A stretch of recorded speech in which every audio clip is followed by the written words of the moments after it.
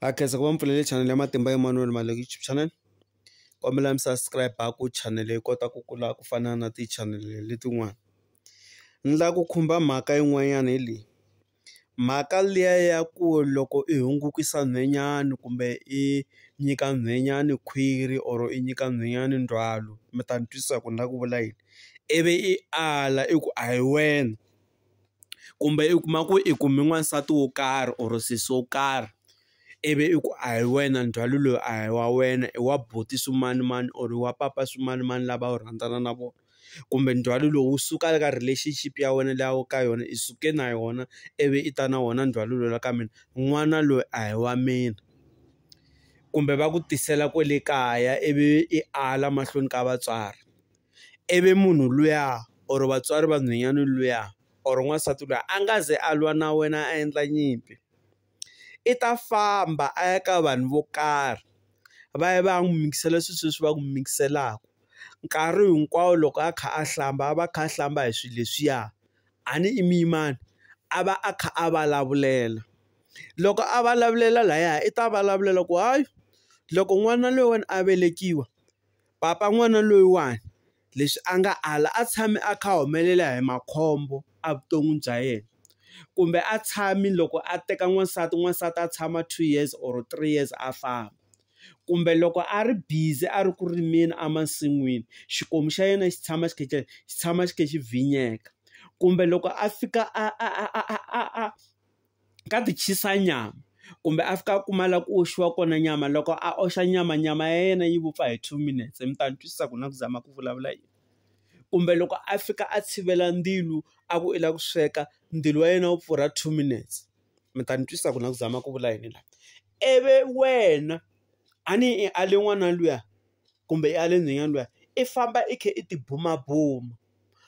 After 10 years or after 5 years or after 2 years, ivi i humelela hi swilo leswi nga swi hlayile masunguleni.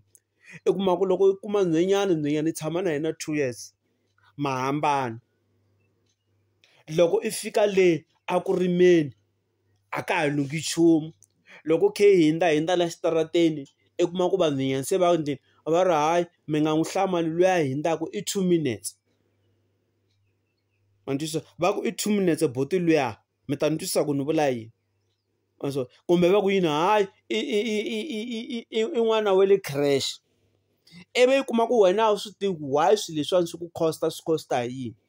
Ivi i suka ya ka tin'anga to karhi or ya ka vafundhisi vo karhi i ya ku lavisiseni ku hayi mina loko ni ri le i 2 minutes ni tshama ni ri na mabadi.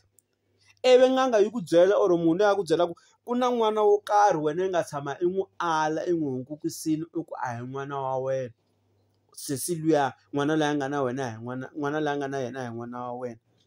Ivi a ku byela ku famba leyi ya kombela ku rivaleriwa kumbe fika i humesa mali yo karhi. Ivi loko i fika laha i kuma ku sesi loyi a nga ha ri kona kumbe a nga ha ri kona misaveni, ku sele n'wana.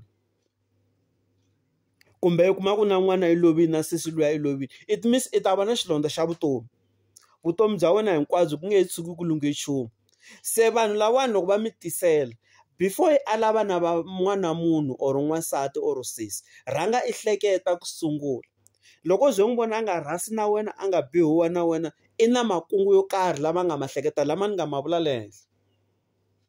Ma ni twisisa. Se loko ku humelela swilo sweswo a hi rhangeni hi ti hleketa, because vanhu vo tala sweswi ni nga ku vulavuleni na ka social media va na yona problem leyi ni nga ku mi byelaka ka yona. Va nge yi vuli evanhwini.